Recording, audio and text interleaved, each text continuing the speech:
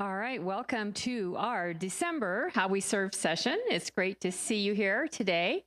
And once again, we have some exciting speakers for you to tell you a little bit about some of our areas within the college. I am Courtney Massaro. I work within the teacher education department here at Rio on the third floor. Stephanie is my partner in that department.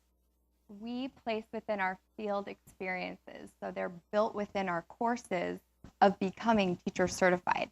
So we will be the ones that would place our students within their field experiences in the K through 12 school district here in Arizona, but also throughout the US. Our goal is to help our teachers become highly effective, qualified, and credible teachers. And with our program that we have designed, you probably ask yourself how a community college can provide a teaching certificate to a student. And in 1998, ADE had revised their rules and regulations. And so we came in and built a teacher preparation program based on their new rules and regulations.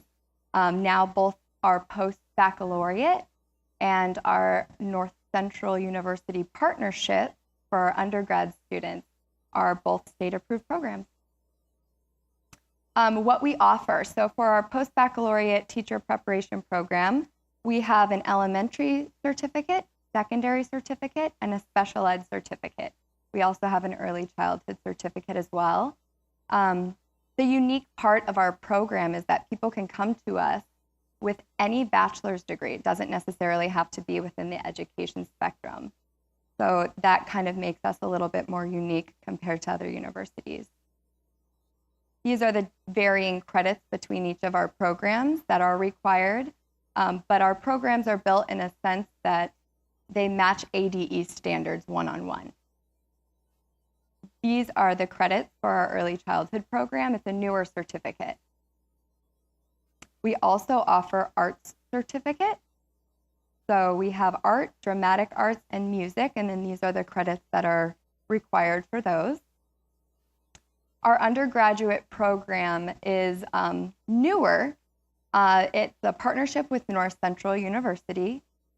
The great part about it, it's a 90-30. So they do 90 credits of undergrad coursework and transfer into NCU to do the remaining 30 credits. So that's very nice. I'm going to hand it over to Stephanie, who's going to talk about the endorsement. Hi, I'm Stephanie Blaylock, and I'm Courtney's other half in the teacher education department. And we offer not only certificates for people who are wanting to be certified as teachers, but we also offer coursework for people who are already teachers and either need coursework either to get an endorsement or to be recertified as a teacher. So the endorsements that we offer are computer science, early childhood, the ESL or BLE endorsement, math, middle grade, reading, structured English immersion, and special subject areas like art, music, and physical education. And these are all classes that they can do online, and a lot of the people who are doing these endorsements have their own classroom. So these courses are built so that they can do any lesson plans or field experience hours in their own classroom without having to worry about being placed. So all of our coursework is offered online. There are some in-person components to all of the courses that we offer. They range from 3 to 30 hours of in-person hours, and usually that's in a K through 12 classroom setting. And we have placed 3,000 courses that need placements per year. So that's about 50,000 hours, quite a few students. We also offer master teacher seminars, which are basically presentations by people who are in the field, and they offer them subjects such as using smart boards or how to engage students and it's all varied by what grade level they're going to be teaching. So there's 3 seminars per course. And then there's the student teaching component, where they spend 9 weeks in a classroom. Basically, they are the teacher of record. They are full-time. And all of this is approved by the Arizona Department of Education. We also have master partnerships for our students who have completed our program. It is online. There's a partnership tuition rate, and these are accredited institutions. So we have Plymouth State University, and we also have North Central University, who is also our partnership for our undergrad students. We also have an additional path that we have for our students who are just biting at the bullet to get into that classroom.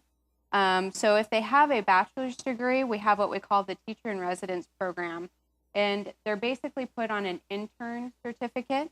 And that's where you are completing your education courses, but you're also in a classroom. You are hired on as a teacher. And so there's a couple things that our students need before they're admitted to our program. And that is they have to pass the Arizona Educators Proficiency Assessment Test. They also have to complete one of the courses, the EDU 220, so that they meet the requirement for ADE for SEI, so that they can work with kids who English may not be their strongest language. And then they're also going to have a full-time teaching position in a public or charter school. And of course, we always want to make sure that our students meet those basic gen ed requirements, and so we require them to take an Accuplacer test to make sure that they're good with the math, the English, the reading, things like that. We also have a special side program for those that are over the age of 50. And we basically provide a success coach. And our success coach is Deborah Zurcher. And she basically coaches them through the program, helps them if they have any questions about their coursework or getting things completed, and also helps them when they're in the classroom, providing them the support that they need with working with students. A part of our program, we've been awarded a grant that we call the Smile Noise Scholarship. And that's where we are focusing on those people who have been in the STEM fields, or the science, technology, engineering, and math fields, who have wanted to take their skills that they've learned in their field and become a teacher. So what we do is we help them to do that in 15 months, and we give them extra workshops. We give them scholarships and things like that to help them along in the process. And then we've also won a few awards for our program. We've won the Exemplary Initiative in Education Technology by the National Council of Instructional Administrators, the WOW Award, the Dr. Paul M. Parr Innovation of the Year Award, Innovation of the Year by the League of Innovation, and the Bellwether Finalist Award for Leading Colleges in the 21st. And so we not only work with students in the state of Arizona and in the United States, but we also carry our program to students in other countries. And we also place them in other countries. So we are working with students who are in 33. So we are global. So if you have any further questions or would like to get in touch with anyone to get more information, you can contact us in the Teacher Education Department at this number, 480-517-844. And so we like to astonish our customers, and one of the ways that we do that is by providing a teacher career day for our students who are graduating, and they can come in and meet districts and line up a position before they actually graduate. So we like to astonish whoever we can, both internal and external customers. So thank you very much.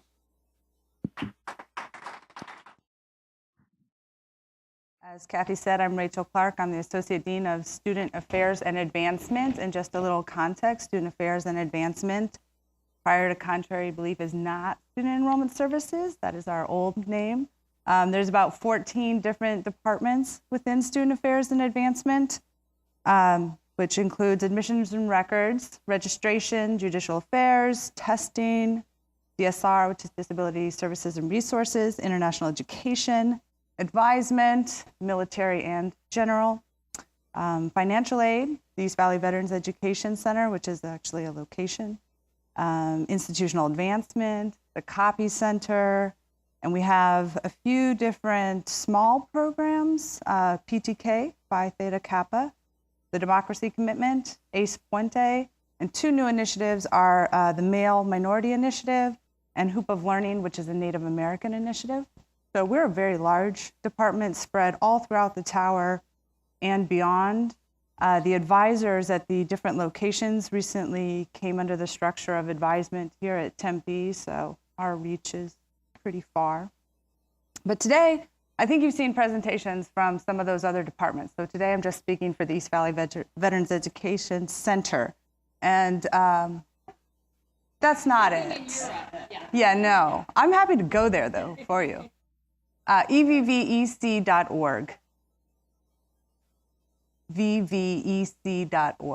I did not do a PowerPoint because I thought it would be really casual and I'd list these things, but as I wrote my notes, I thought, oh, a PowerPoint might have been nice. Thank you. Yes, so this is, we have two public webs, evvec.org and evvec.edu under the Rio page. And coming in spring of 2013, we will have a really nice video highlighting the East Valley Veterans Education Center and the services. So look for that. So what it is, it's a partnership between 5 of the Maricopa community colleges. The 5 are Rio, we host it, Gateway Community College, Chandler Gilbert Community College, Mesa Community College, and Scottsdale Community College. And we also partner with government entities such as the Arizona Department of Economic Security, DES, Arizona Department of Veteran Services, Phoenix VA Regional Healthcare, VA Regional, Arizona National Guard, and then the list goes on. Anyone, we're trying to vet our partners. There are a lot of people out there wanting to serve vets that are not the best people to partner with. So we are developing a process to vet our partners to make sure that they are working in the true interests of veterans. So we're the host, Rio Salado, and we received a $300,000 federal grant to start up the center. It opened, what year is this? 12, I believe in 10, January of 10, could be 9. We have received an extension on the grant. We still have a few funds, but they're quickly wearing out. Once those are exhausted, Rio assumes all the funding for the center. We will be looking for additional grants as well. The staff is really small. There's Darcy, Troy, Joe, and Nate, and they are a very dedicated and passionate group of employees, as I'm sure you all are. It's a little tricky right now in that we are hiring. We're in the hiring process for a manager and a student service specialist. So I'm their direct manager right now, and it's been difficult giving them all the attention they need. They're all new to Maricopa, all new to Rio, so it's been quite a learning process for all of us, but they're doing a tremendous job. Next year, so right now it's under Student Affairs and Advancement. When the grant ends, it's going to transition to community development. So I don't know if any of you are in community development, but you'll be part of your group if you are. So what we do there, what is our purpose? Our purpose is to serve veterans as well as active duty military and family members. And when the grant was first developed, it was written that we would provide educational services. We would get vets back in college. When we opened the doors and the vets started coming, we found what they wanted was a job. So we quickly shifted gears. And now our focus mainly is all the community resources, or are all the community resources that are available. We still focus on education, but it seems to be get a job first, get these skills, and then come back to the college. So we provide reintegration services in the form of college services, community services, career, health and wellness, and family. And we don't do, I was going to say we don't do much there. We do a lot, but we don't actually provide the services. We are the referral to these services. So for college, we do VA educational benefits and then service navigation. So a vet comes to us and wants to go to school at Mesa. Well, we will prepare them for their visit to Mesa. This is who you need to see. This is where you're going to park. This is the building. This is the paperwork you need to bring with you so that they're fully prepared. We are giving them, in a one-stop shop, their marching orders to go out there and get the services they need. For community resources, we provide referrals to housing, both permanent and transitional. Reentry services such as AWE, Arizona Women's Education and Employment, Fresh Start, small business creation, food boxes, the list really goes on and on and on. Career services, we're an access point for Maricopa and Phoenix workforce development. We provide job search assistance, not job placement, but job search assistance. We have put on workshops, which include resume building, computer skills, interview skills, job search skills. Our counselor goes out there occasionally to do the Myers-Briggs and any other interest inventory to help the patrons identify a career choice. We work with the VA healthcare to process benefits. We don't do any paperwork, but we act as a liaison if they're having any trouble navigating the system. We have contacts there, so we hook them up with that, as well as personal and career counseling. We are steering away from PTSD counseling or traumatic brain injury counseling because that is really intense and doesn't really fall into our purview. So we refer out for that type of counseling. And then we're building up the family referrals. We've done stuff with family reintegration, but we know that there's more we can do. And it actually wasn't on my radar for a long time until we did a radio interview and someone mentioned it, what they were doing at their church for the veteran families. And it was just like a light bulb went off. It's like, oh my God, yes, they do have to reintegrate back into the family. And what services are there for that? So we are focusing on that. So the center, if you scroll down, there's a map. I hope that doesn't mess your videoing. Okay. Scroll. Well, there's a map over there where we are. We're conveniently located on Broadway, right off the 101. So you just take Broadway down, it's right across the freeway. It's a really nice facility. We will be moving to the new building at Southern when that is done, and we're working on phase 3 of that design and figuring out what our needs are. And the picture up top is a picture of the front of the center. Well, when it rotates back, it is. Those are obviously the branch seals. But it's a really nice center. It's about 5,000 square feet. It's really inviting. We paid a lot of attention to design, to color, to layout, to ensure that we were creating a space that was welcoming for veterans and their families. We offer free coffee. Everything we do is free, and that's a big thing we look for when serving vets as far as other organizations. If they're charging, there's probably something not so good about that organization, and we don't want to partner with them. But everything we do is free. Free coffee, free faxing, free copying, printing, scanning.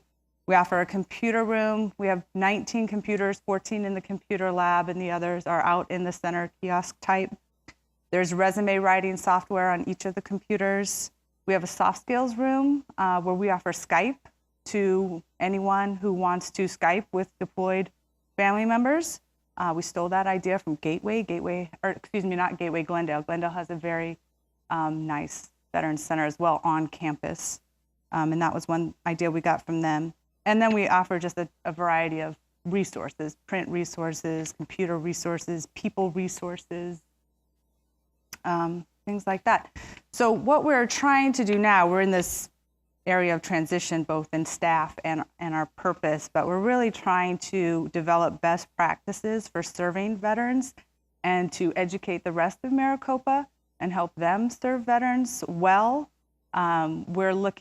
Today was our final day of a kind of like an open dialogue. We invited everyone in the district to come and share with us what a safe space for veterans might look like. So we're in the works with district to create a safe space for veterans. If you're familiar with the safe space training for LGBTQ, it's very similar. So people, when the training is developed, will be able to go through it, have an icon that identifies them as a safe place or safe haven for veterans on campus. There's a dialogue day coming up that we hope to expand through partnering with district into a statewide conference on serving vets. So a lot of really good work. Thanks. Well, I get to come and present on the always exciting IS department. And I know everybody loves hearing about technology. My presentation will only probably go on for about an hour, so it'll be okay. No, I'm just gonna go through IS, give a little brief update on what we're doing and kind of how we're made up here. And then next month, the VP of IT will come in, Ed Kelty. He gives kind of a similar overview, so I don't want to step on his toes at all. So we'll see. So for us, one thing that makes us a little more unique is from some other IT departments or IS departments is we're one centralized technology support. So we have all of our different technology areas, networking, programming, what we call the technology support team, which is our help desk and our user support group, so desktop support. They do more than that, and I'll go over that in a minute. And then our project management team, we're all under kind of one umbrella, and we all work together tightly as a team. And here's kind of our organizational overview. We have Ed Kelty, the VP of our IT department, kind of at the head there. And then the real head is Terry Watson here, our admin assistant. She, without her, I don't think our department would run at all. And then currently we have an open spot for our CTO, which is kind of an ops manager research position. And then the 4 managers. Melvin Price is over our technical support team. And some of the activities, like I said, was the technology help desk. They also do desktop support, software support, video production, which Victoria is doing right now, recording me, probably getting mad at me for not talking loud enough or something. And then we also do some of the AV support as well. So a lot of our computer classrooms that have projectors, rooms like this, all the AV is all done by our group, set up and installed ahead of time. And my team, I'm Sean Kennedy, by the way. My team is the networking team, and my team's responsible for the servers for the college. We have about 200 servers. About 75% of those are virtualized. So it's our hardware. We used to have large data centers, and our hardware kept expanding. Now we're shrinking, and it's all virtualized, and nobody really knows where it's at. So we're also responsible for a lot of the infrastructure, so the data cabling, the routers, switches, things like that that keep things up and running. Security as well, network security, so try to keep out the bad guys, and our firewalls and different things like that. Backups, databases, which keep our college running, and then also my team's also responsible for the phones.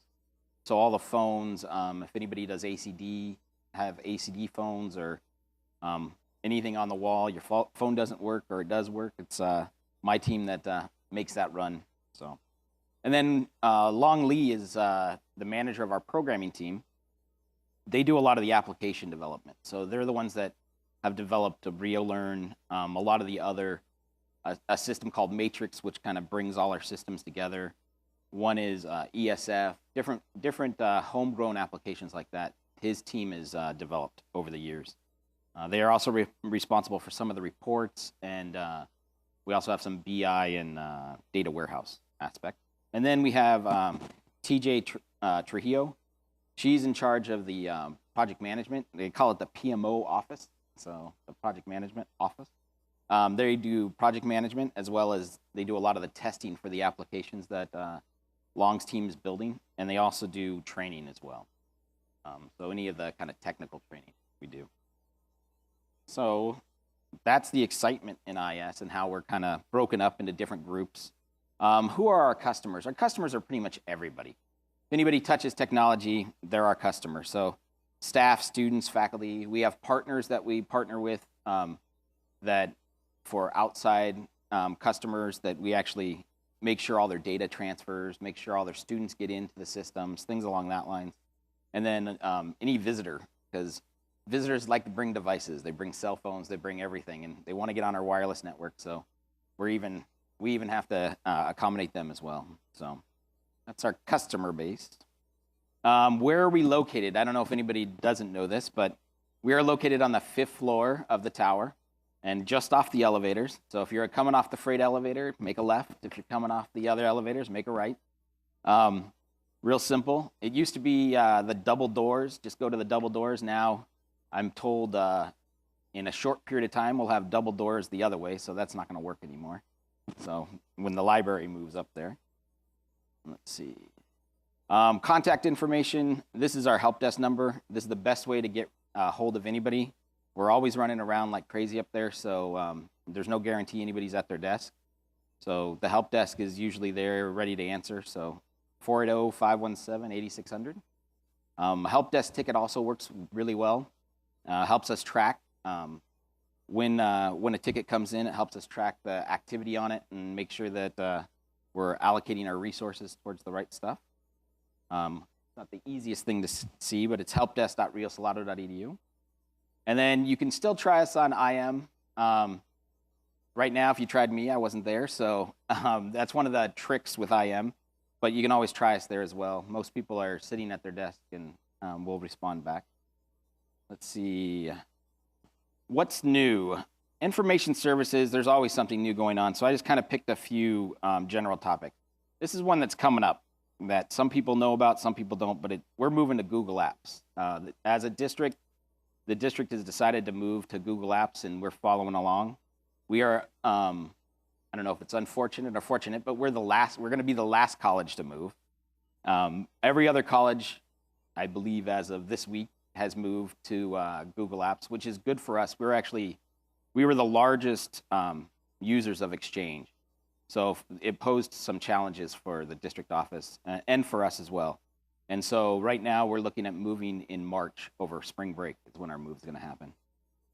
And with that move, the nice part is we get the dedication of the district staff who've already done 9 of these things, and they're outside consultants who have done it. And usually when they did these things, they do multiple colleges at once. And for us, we are it. So we get all their attention. So that should be a good thing for us. And then Rio Learn 8 has already started rolling out. A lot of people are part of that as well. And we've already started rolling out new pieces to it. And they're going to continue on throughout the rest of this 2013. So I think the project officially will end this time next year. But it'll be a lot of changes and a lot of new things. A lot of people are involved with that. So, and then we are building a lot of buildings at Rio right now, across the street, the southern location, and we even have our downtown location is about to open a new building and has a couple more that might go on there. And we do all the technology in there, so I'm scrambling like crazy to get wiring into all these buildings and contract cut. So those are some of the new things that are coming along. And I'm sure by the time I get back to my desk, there'll be even more new things coming along. So how do we astonish our customers? For the most part, the main thing we try to do is everything needs to be timely, especially when it comes to technology. If technology is down, people who are using that technology typically can't work. So we try to respond as quickly as we can, as timely as we can. A lot of the things that, for my team, a lot of the things we do that astonishes customers don't actually see. So it astonishes me, but not necessarily the customer. Because when systems go down in the middle of the night and my guys get calls at 1 a.m. or I get a call at 2 a.m. and we're rolling in here to fix it and bring it back up before 6 a.m. before anybody walks in the doors, those are the things that are astonishing for me, and customers don't always see. One thing that always astonishes our customers is backups. We had a time when a customer of ours actually deleted one of the courses off of Rio Learn. And we were able to recover it and put it back in place pretty much before anybody noticed. And we astonished that customer a lot. They were very happy about us being there and being able to fix those issues for us. So And then does anybody have any questions about IS or any areas that you want to know about or don't already know? All right, thank you very much.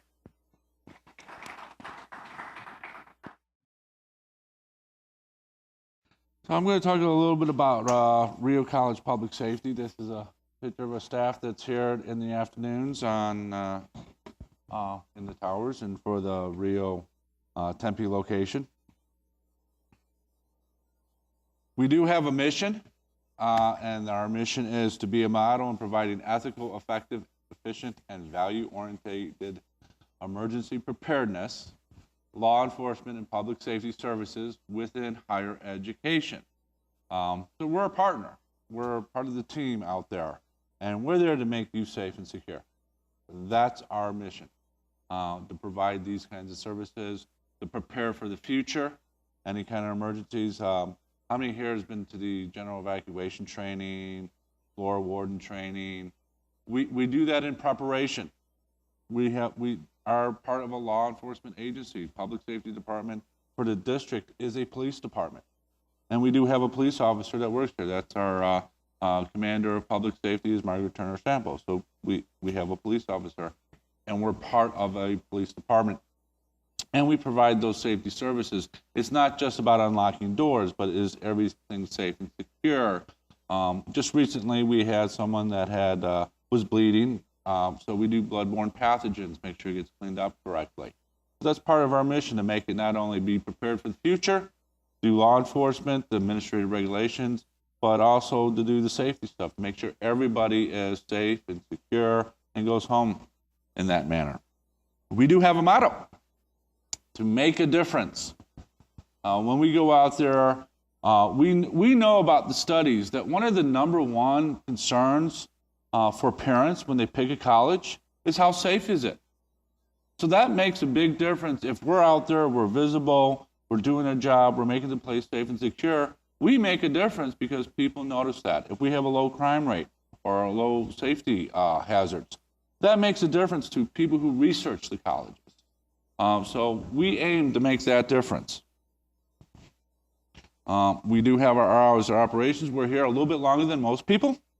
Generally, we have office staff from 5:30 a.m. to 10 p.m., Monday through Thursday. On Friday, 6 a.m. to 7 p.m. And you can see on both those days we have officers here from 5 in the morning to midnight that night. So we have an extended staffing. Saturdays, 7 a.m. to 7 p.m. And again, 5 a.m. to midnight. And we also have officers here on Sunday. We take our job very seriously. We also have the KJSK back here, so we want to make sure that the fourth floor is safe when they're operational, and they're operational 7 days a week. All of our locations, because I wasn't going to list 15 pages of different hours of operations for area, but the general rule of thumb is all of our hours of operations, if we get there before the staff shows up, we want to make sure the place is safe, secure. We want to do an assessment, make sure there's no one hiding in the bathroom. We want to get there before the staff shows up, students show up. So we're there generally about 1 hour beforehand, and we generally stay there about a half hour afterwards. We will even stay longer if staff or students are present. We have a number of locations where we have students who will wait for rides, and we will wait there with them to make sure they get home safe, even if it's past the end of the shift. That's a standing order for our officer. Time approved. Stay with her and make sure everybody gets home safe. We are located, for now, on the 6th floor Rio Tempe Tower building. Our phone numbers, that's our direct phone number is 480-377-4555. But from any Rio landline, at any location, you can dial star 555.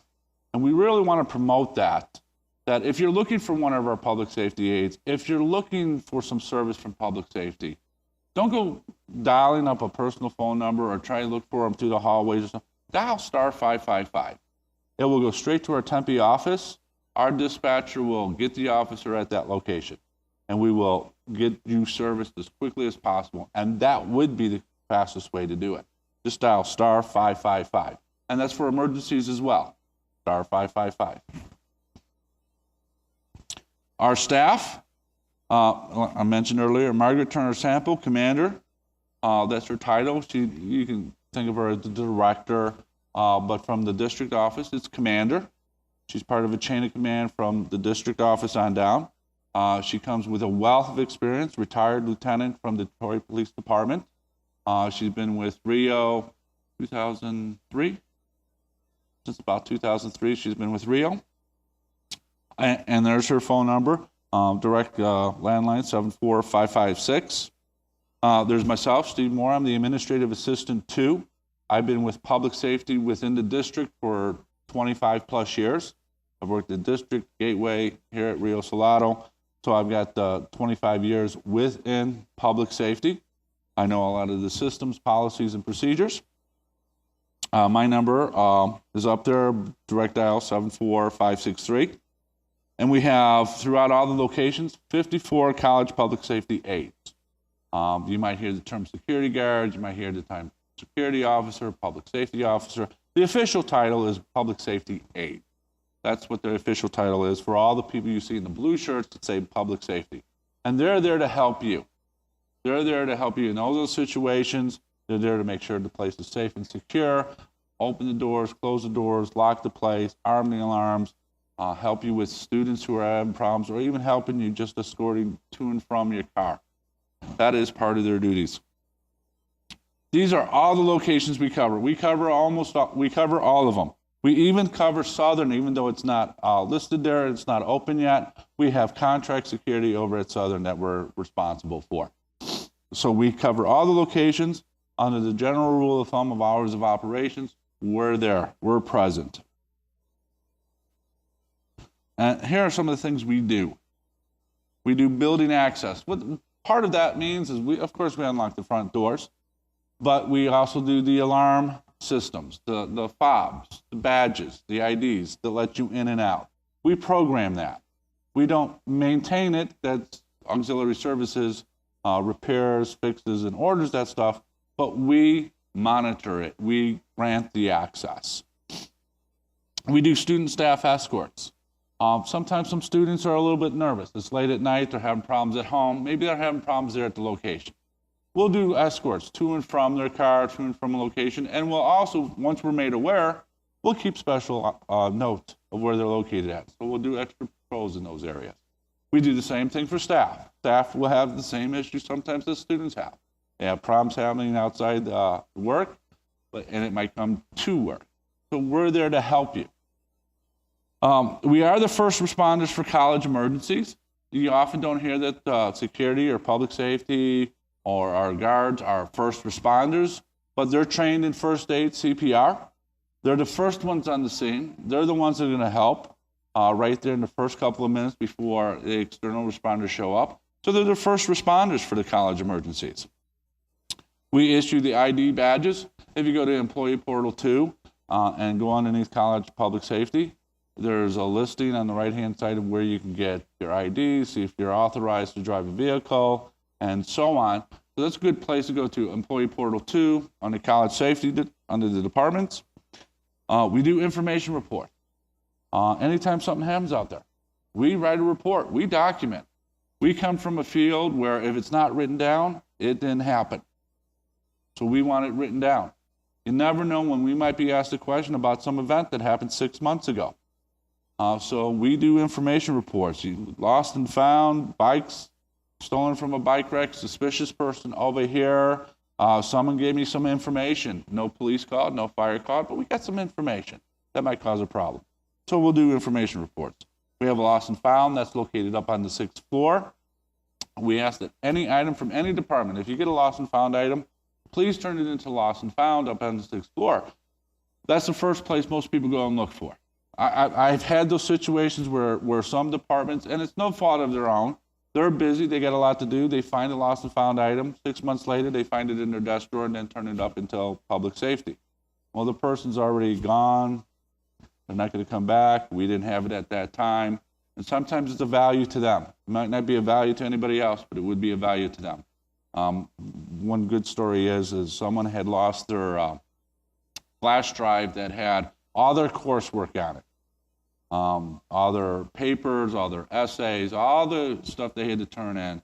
We finally got it 6 months after the class ended. So that didn't help the student very much. So please turn in the lost and found items. We do patrols. We want them out there patrolling. 95% of their job is patrolling.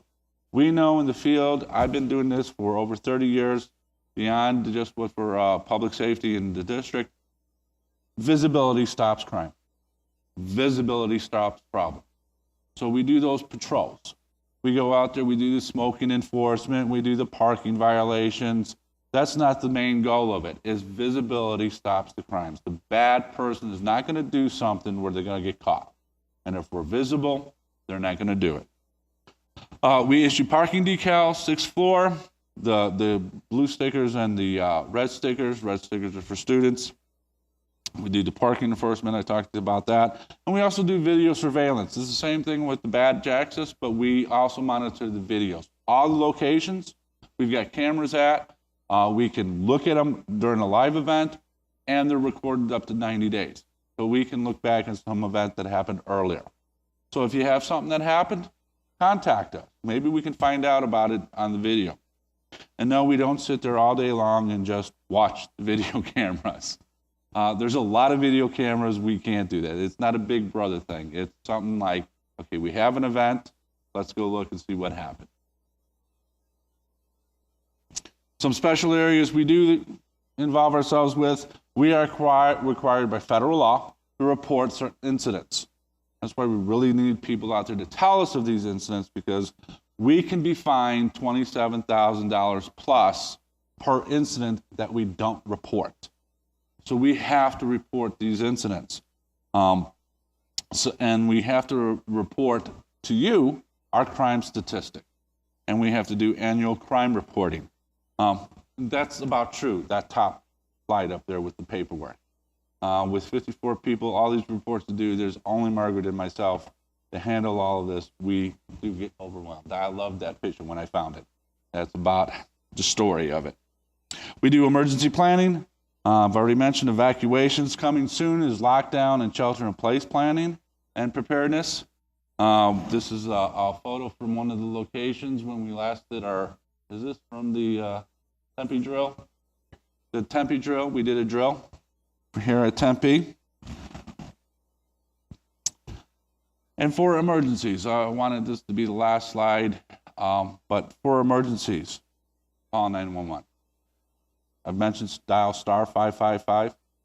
We still want you to call that one, dial 911 first, immediately. You have an emergency, you will never be in trouble for dialing 911.